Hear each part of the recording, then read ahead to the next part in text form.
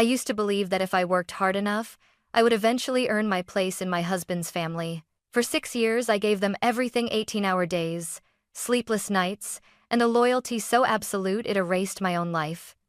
I carried their company through crises they never even noticed, smiling through exhaustion while they called me family in public and replaceable in private. Then my father died. He wasn't a powerful man. He didn't own buildings or sit on boards. He was just my dad, the man who raised me, fixed broken things with his hands, and waited patiently for calls I kept postponing. When I asked my husband's family for 4 days off to bury him, they didn't offer condolences. They laughed. "Choose work or family," they said, like grief was a negotiation. I didn't cry. I didn't argue. I chose, and that choice changed everything. My name is Emma Walker, and for a long time, I believed that being indispensable meant being protected. I married into the Harrison family 6 years ago. To the outside world, they were powerful, respectable, admired. Harrison Group was one of the fastest-growing logistics corporations in the region. Clean branding, confident leadership, and a reputation for family values. That phrase appeared everywhere, on their website, in investor meetings, even in internal emails. What people didn't see was how that empire actually ran. It ran on my back. I was officially titled Director of Operations, but that title didn't capture what I really did. I was the one who woke up at 4:30 a.m. to coordinate shipments across time zones. I was the one who stayed in the office until security turned off half the lights, fixing problems no one else wanted to touch. When contracts were on the verge of collapse, my phone rang. When systems failed, I didn't sleep until they were rebuilt. 18-hour days weren't a phase. They were my normal. I learned how to eat dinner out of vending machines and how to smile through meetings while my vision blurred from exhaustion. My calendar didn't have weekends. Holidays were just slower email days. Even on my birthday, I answered calls from conference rooms while my husband's family toasted champagne at some resort I'd helped them afford. They called me driven. They called me reliable. They never called me tired. My father-in-law, Robert Harrison, liked to pat my shoulder during meetings and say, "Emma is very hardworking. She keeps things moving. Very hardworking. Not brilliant. Not irreplaceable. Just useful." My mother-in-law, Linda, praised me differently. "You're such a good wife," she'd say with a tight smile. "Not every woman would sacrifice this much for the family." Sacrifice. That word followed me everywhere. My husband, Daniel, benefited the most and noticed the least. He liked the lifestyle my work provided. The penthouse apartment, the vacations, the status. When I came home late, he'd glance up from his phone and ask, "Long day again?" I'd nod. He'd nod back. And that would be the end of it. Sometimes he joked about me in front of others. "Emma doesn't need rest," he'd laugh. "She runs on discipline." Everyone laughed, including me. Because in that family, weakness was dangerous. If you showed it, you were quietly pushed aside. I watched it happen to others: managers who burned out, employees who asked for flexibility, people who dared to put their personal lives first. They didn't get fired loudly. They just disappeared. So I learned to endure. I told myself it was temporary. That once the next merger was done, once the next expansion stabilized, once the next crisis passed, I'd finally slow down. I believed that if I gave enough time, energy, loyalty, I would eventually be seen as more than an asset, as family. What I didn't understand then was a simple truth. In the Harrison family, the more you gave, the less human you became. And by the time my father died, I had already given them everything. The call came on a Tuesday night, just after 10 p.m. I was still in the office, alone as usual. The building had gone quiet hours earlier, the kind of quiet that makes even the hum of the air conditioner sound loud. My laptop screen glowed in front of me, lines of numbers blurring together after another endless day. I remember rubbing my eyes and telling myself I would leave in 5 minutes. I always said that. Then my phone lit up. Mark. My younger brother never called that late unless something was wrong. My chest tightened before I even answered. "Emma," he said, and his voice was already breaking. "You need to sit down." I did. Slowly. My hand tightened around the phone. "It's Dad," he continued. He passed away about an hour ago." For a moment, everything stopped. The numbers on my screen froze. The ticking of the wall clock sounded impossibly loud. I stared straight ahead, not really seeing anything, while his words echoed in my head again and again. Dad is gone. My father is gone. I had known this day would come. His health had been declining for years, and every call from Mark carried a little more worry than the last. Still, nothing prepares you for the finality of it. The knowledge that there would be no more next time, no more postponed visits, no more unanswered calls you could return later. I'll come home, I said automatically. I'll book the earliest flight. Mark exhaled shakily. Okay, I'll start making arrangements. He would have wanted you here. After we hung up, I sat there for a long time without moving. My hands felt cold. My throat burned, but no tears came yet. I thought of my father, Thomas Walker, in his small house in Ohio. A quiet man, a patient man. The kind of father who never complained when I canceled visits or shortened phone calls because of work. Just do your best, Emmy, he always said. I'm proud of you. The guilt hit me all at once, sharp and heavy. I packed up my bag that same night. Not for the airport, but for the meeting I knew I had to have first. I stepped out of the office and dialed Robert Harrison as I walked through the empty hallway. He answered on the third ring. Robert, I said carefully, keeping my voice steady. My father passed away tonight. There was a pause. Just long enough for me to expect something, condolences maybe. Even a polite acknowledgement. Instead, he cleared his throat. I see. I need to go home, I continued. Just 4 days. I'll make sure everything is covered. Another pause. I could hear someone else in the background.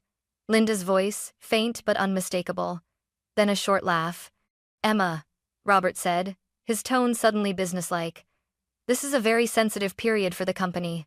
My stomach dropped. I understand, I replied, gripping my phone tighter. That's why I'm asking now. 4 days, that's all. There was no sympathy in his voice when he answered. We'll discuss it tomorrow, he said. This isn't something we can decide emotionally. The line went dead. I stood there in the hallway, staring at my dark reflection in the glass wall. My father had just died, and already, I could feel the weight of expectations closing in around me. For the first time, a terrifying thought crossed my mind. What if they didn't let me go? And worse, what if I had to choose? The meeting was scheduled for the next morning at 9. I barely slept that night. I lay awake in the dark, staring at the ceiling, replaying my father's voice in my head. I'm proud of you. Every time I closed my eyes, guilt washed over me like a slow tide. I should have gone home more. I should have fought harder for time. I should have been there. By the time I arrived at the office, I was running on pure adrenaline. Robert and Linda Harrison were already seated in the conference room when I walked in. Perfect posture, perfect expressions. My husband Daniel sat beside them, scrolling through his phone as if this were just another routine meeting. Sit down, Emma, Robert said, gesturing to the chair across from them. I did. I won't take much of your time, I began. My father's funeral is this weekend. I've arranged coverage for all ongoing operations. I need 4 days off. I said it calmly, clearly, like someone who believed the answer would be reasonable. Linda tilted her head and smiled a thin, sharp smile that never reached her eyes. 4 days? She repeated. During a quarter-end transition? Yes, I replied. My father just died. There it was. Out in the open. The words felt heavy in the room, but no one reacted the way I expected. Robert leaned back in his chair. Emma, he said, everyone loses people. That's life. Daniel finally looked up. Babe, he added quietly, maybe this isn't the best time. I turned to him, disbelief tightening my chest. Daniel, it's my dad, he sighed, rubbing his temples. I know, but the company needs you right now. The company. Linda let out a soft laugh. You're being emotional, she said. That's understandable. But emotions can't interfere with responsibility. My hands curled into fists under the table. I've never let emotions interfere with my work, I said. Not once. I'm asking for 4 days. Robert's expression hardened. And I'm telling you that 4 days could cost us millions. Silence stretched between us. Then Linda said the words that would echo in my head for weeks. Choose work or family. She said it lightly, casually, like she was offering advice about a career move, not forcing a woman to choose between grief and obedience. I stared at her, waiting for anyone to say something else. Daniel didn't. Emma, Robert continued, if you walk away right now, the board will have questions. People may start doubting your commitment. Are you threatening my job? I asked quietly. I'm reminding you of consequences, he replied. My heart began to pound. Not from fear, but from something sharper. Anger, clarity. I have given this company 6 years of my life, I said, my voice shaking despite my efforts. I have missed holidays, birthdays, anniversaries. I have worked 18 hours a day without complaint. And now, when my father dies, you're telling me I don't deserve 4 days? Linda's smile vanished. Don't dramatize this. Daniel finally spoke again, his voice tense. Emma, don't make this bigger than it needs to be. I turned fully toward him. Bigger? I repeated. My father is dead. He looked uncomfortable, embarrassed. That doesn't mean you throw everything away, he said. Something inside me went very still. Robert stood up, signaling the end of the conversation. You have a choice, he said firmly. If you leave without authorization, HR will respond accordingly. As if summoned by his words, my phone buzzed on the table. Human resources. I didn't answer it. I didn't need to. I already understood. This was never about 4 days. It was about control. I stood up slowly, my chair scraping softly against the floor. I won't argue, I said. I'll give you my answer soon. No one tried to stop me as I walked out of the room.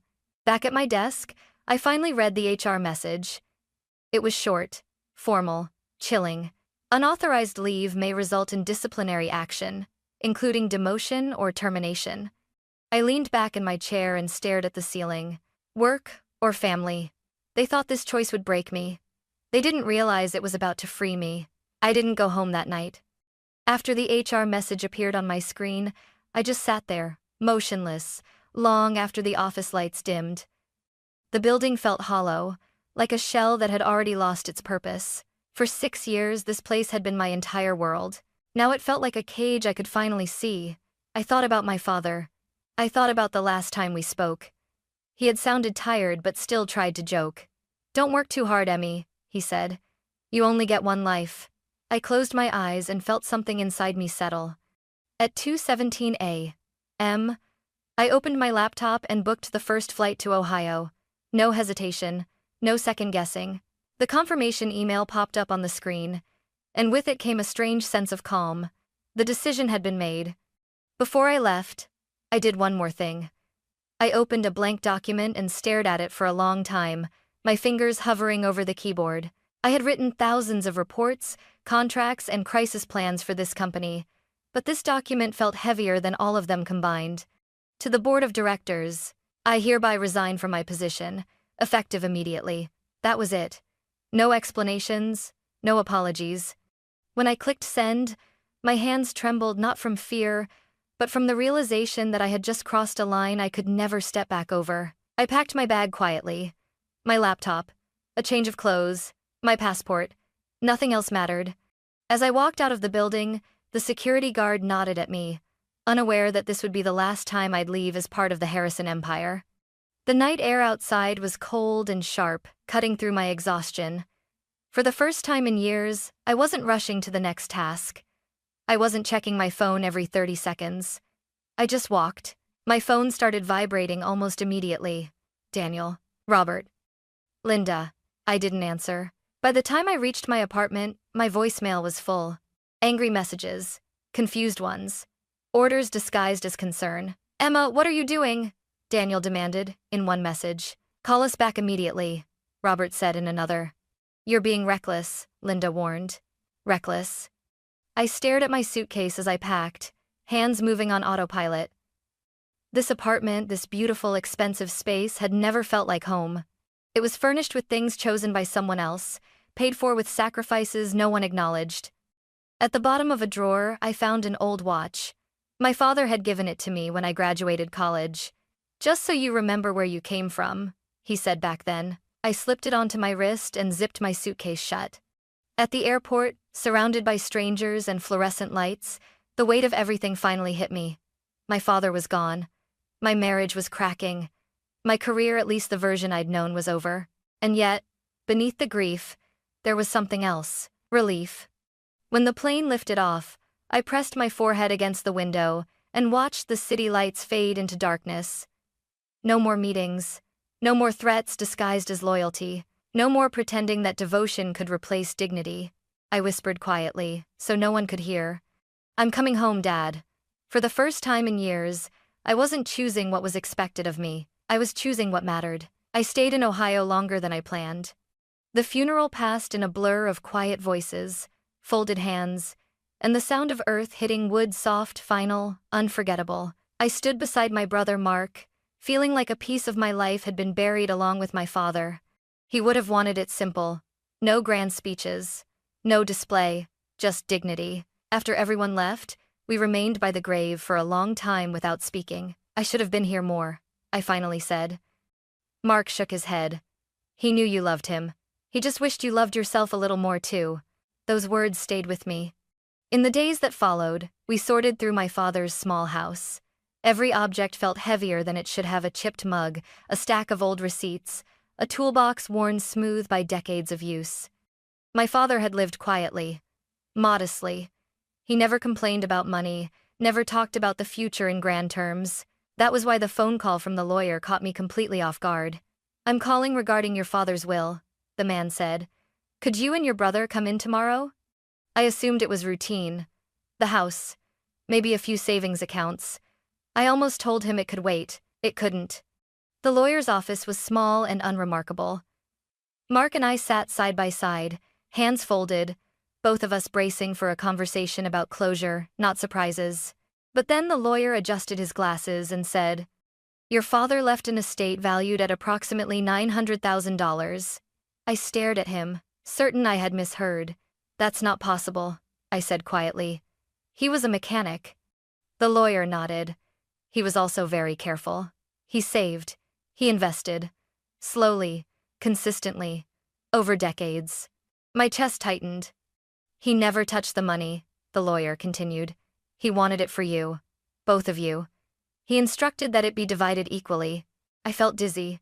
My father, the man who wore the same coat for 10 years, who fixed his own appliances, who told me not to worry about him, had been quietly building a safety net for us. "Why didn't he tell us?" I whispered. The lawyer looked at me gently. "He said he didn't want it to change how you lived. He wanted it to be freedom." Freedom. I closed my eyes, tears finally slipping through. After the meeting, Mark and I sat in the car for a long time without starting the engine. "He worked himself to the bone," Mark said, "and still thought about our future." That night, over a simple dinner in my father's kitchen, I told Mark everything: the refusal, the laughter, the words, "choose work or family," the HR threat, my resignation. He listened without interrupting, his jaw tightening with every sentence. When I finished, he exhaled slowly. "Emma, there's something you need to know." I looked at him. "What?" "Harrison Group is under investigation," he said. "Federal level, financial misconduct, labor violations. They're missing one thing." My heart skipped. "What thing?" "Someone on the inside," he replied. "Someone who understands their systems, their reports, their lies." The room felt suddenly smaller. I thought about the late nights, the numbers that never quite added up, the instructions not to ask questions, the pressure to adjust reports without explanations. "They didn't just deny you time to bury your father," Mark continued. "They've been hurting a lot of people." I wrapped my arms around myself, shaking not with fear, but with clarity. My father had worked his entire life with honesty, quiet integrity. He left me more than money. He left me a choice. And for the first time, that choice wasn't between work and family. It was between silence and truth. I looked at Mark and nodded slowly. "Tell me what they need," I said. The storm was coming. And this time, I wasn't afraid. I went back. Not because I missed the power. Not because I missed the money. And certainly not because I missed them. I went back because silence had already cost me my father. When I returned to Chicago, I didn't go straight home. I sat in my car across the street from the Harrison Group headquarters for nearly an hour, watching employees walk in and out of the glass building I had helped build. It looked the same: polished, confident, untouchable. But I knew better now. Inside that building were lies stacked neatly behind polished smiles. I took a deep breath, fixed my expression into something small and apologetic, and walked inside. The call came less than 10 minutes later. "Emma!" Robert Harrison's voice snapped through the phone. "Get upstairs. Now." The conference room felt colder than I remembered. Robert stood by the window. Linda sat with her arms crossed. Daniel paced back and forth like an animal that had sensed danger but didn't understand it yet. Robert turned toward me, eyes sharp. "Do you have any idea what you've done?" "Yes," I said quietly. "I made a mistake." It was the first lie I told them. "You humiliated this family," Linda said. "You abandoned your responsibilities." I lowered my head. I let my emotions cloud my judgment. Daniel stopped pacing. "So you admit you were wrong?" "Yes," I answered. "I want to fix it." That was the truth, just not in the way they thought. Robert studied me for a long moment. I could almost see the calculation behind his eyes. They needed me. They hadn't replaced me. They couldn't. Operations were already slipping, contracts delayed, partners asking questions. "Finally," he said, "you'll come back under conditions." "Anything," I replied. More lies, more swallowing of pride. From that day on, I lived under surveillance. Every email copied, every decision questioned. Linda hovered over my shoulder during meetings, correcting me unnecessarily, reminding me who was in control. Daniel barely spoke to me at home, treating my return like something inevitable proof that I had nowhere else to go. "You always come back," he said one night. "You don't know how to live without us." I didn't answer. At work, I did exactly what I had always done, only now I was watching. I watched numbers move where they shouldn't. I watched invoices routed through shell companies. I watched overtime hours quietly erased from employee records. And I documented everything. Each night, after everyone left, I stayed behind. I copied files carefully, slowly, sending small encrypted batches to Mark. My heart pounded every time footsteps echoed in the hallway. Every click of a mouse felt too loud. Once, Robert appeared in my doorway unexpectedly. "Working late again?" he asked. I smiled without looking up. "Always." He nodded, satisfied, and walked away. I nearly collapsed from relief. At home, the marriage finally showed its true shape. Daniel stopped pretending. He criticized the way I spoke, the way I dressed, the way I moved through rooms that no longer felt like mine. His words weren't shouted, they were worse. Calm, cutting. "You should be grateful," he told me. "Without my family, you'd be nothing." I stared at him across the dinner table and realized something terrifying. He believed it. Weeks passed. Then months. The pressure was constant. The fear was real. But underneath it all, something stronger grew resolve. Then one morning, everything broke. I was in a meeting when alarms started going off downstairs. Not literal alarms, but panic. Voices rose. People rushed past glass walls. Someone shouted, "Federal agents!" My blood ran cold. Men and women in dark jackets flooded the building, holding warrants. Computers were seized, documents boxed up, employees whispered in terror. Robert's face drained of color. "What is this?" he demanded. "This is an outrage." I stayed seated, hands folded, my expression perfectly blank. Daniel found me later, shaking. "Emma," he whispered. "What's happening?" I met his eyes calmly. "I don't know." Another lie. Within days, the news exploded. Financial misconduct, labor violations, systemic fraud. The Harrison name, once untouchable, was everywhere for all the wrong reasons. Robert was detained. Linda was questioned. The board collapsed. Daniel showed up at my door that night, wild-eyed. "You did this," he accused. "You destroyed my family." I looked at him and felt nothing. "No," I said evenly. "I told the truth." The divorce papers came a week later. Quiet, clean, final. I signed them without hesitation.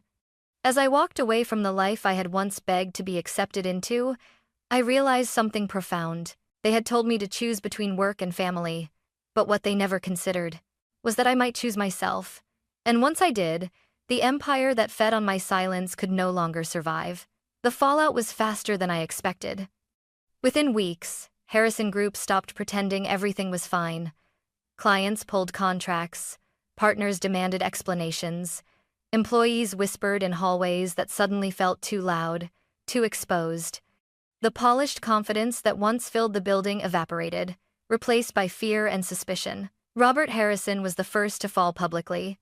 His name appeared in the headlines next to words the family had spent decades avoiding: investigation, fraud, violations. He released a statement claiming misunderstanding and betrayal. Linda followed with interviews that blamed disloyal staff and outside interference. They never said my name. They didn't have to. Daniel did. He came to see me late one evening, unannounced, his tie loosened, his confidence stripped away. He looked smaller than I remembered, like a man who had lost the ground beneath his feet. "You planned this," he said the moment I opened the door. "All this time, you were planning it." I didn't invite him in. I didn't need to. "I told the truth," I replied. "That's all." He laughed bitterly. "You think that makes you innocent? You destroyed everything we built." I held his gaze, steady and calm. "We didn't build it together, Daniel. I carried it, and you let them use me." His jaw tightened. "You could have protected us. You chose not to." I shook my head. "No, I chose not to lie anymore." I induced.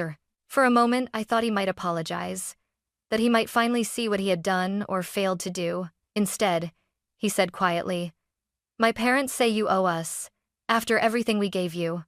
That was when I understood there was nothing left to save. "I don't owe anyone my silence," I answered.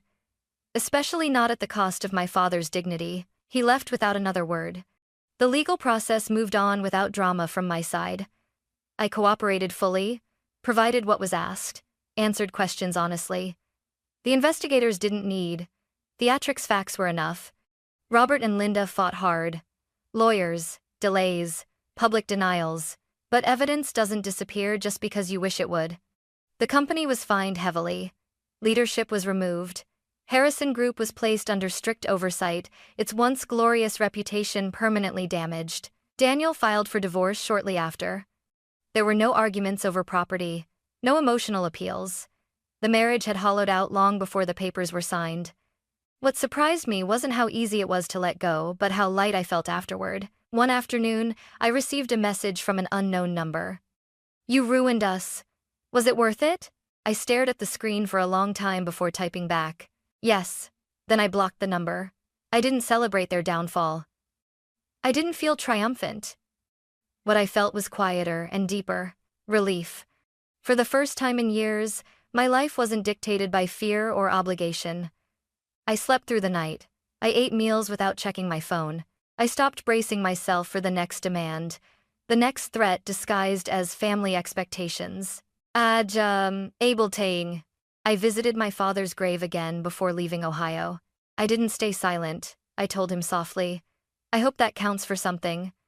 The wind moved through the trees, gentle and steady. I chose to believe he would have been proud, not because I won, but because I finally stood upright. The empire that once towered over me had fallen, and I realized something important in its ruins. I had never been weak. I had just been surrounded by people who needed me to believe I was. That chapter was over, and for the first time, the future didn't feel like something I had to survive. It felt like something I could build. I didn't rebuild my life overnight. Healing doesn't work that way. For a long time after everything ended, the marriage, the company, the constant pressure, I woke up expecting my phone to ring with another demand, another crisis, another voice telling me I owed them more. But the calls never came. And slowly, I learned how to breathe again. I moved into a small apartment on my own. No marble countertops, no floor-to-ceiling windows, just quiet mornings and sunlight through ordinary curtains. I cooked for myself. I took walks without checking emails. I really slept for the first time in years. Using my experience, I started a consulting firm focused on ethical operations and employee protection, transparent systems, fair labor practices, clear accountability. The kind of company I once needed but never had. Clients came slowly at first, then steadily. People trusted me not because of a powerful last name, but because I understood how easily ambition could turn into exploitation. I didn't promise miracles. I promised honesty, and that was enough. My brother, Mark, stayed close. We talked often, sometimes about work, sometimes about nothing at all. On weekends, we visited our father's grave together. We didn't cry every time. Sometimes we just sat in silence. "I think he'd like who you are now," Mark said once. I smiled. "I hope so." One afternoon, months later, I received an email from a former Harrison Group employee. "Thank you," it read. "Because of what you did, we finally got our unpaid wages. People like me were afraid to speak up. You did it for us." I closed my laptop and let the moment sink in. That was when I knew I had made the right choice. Not because they fell, not because I walked away, but because I refused to become like them. I don't hate my ex-husband's family. Hate would mean they still had power over me. What I feel instead is distance, clarity, finality. They once told me to choose between work and family. They never imagined I would choose dignity. Today, my life is quieter. Smaller in the ways that matter less, fuller in the ways that matter more. I work hard, but I stop. I care, but I don't disappear. I give, but not at the cost of myself. And when I think back to the woman I used to be, exhausted, obedient, afraid to ask for 4 days to bury her father, I want to reach back through time and tell her this: you were never asking for too much. You were just asking the wrong people. I chose family. I chose truth. I chose myself. And for the first time, that choice finally feels like home.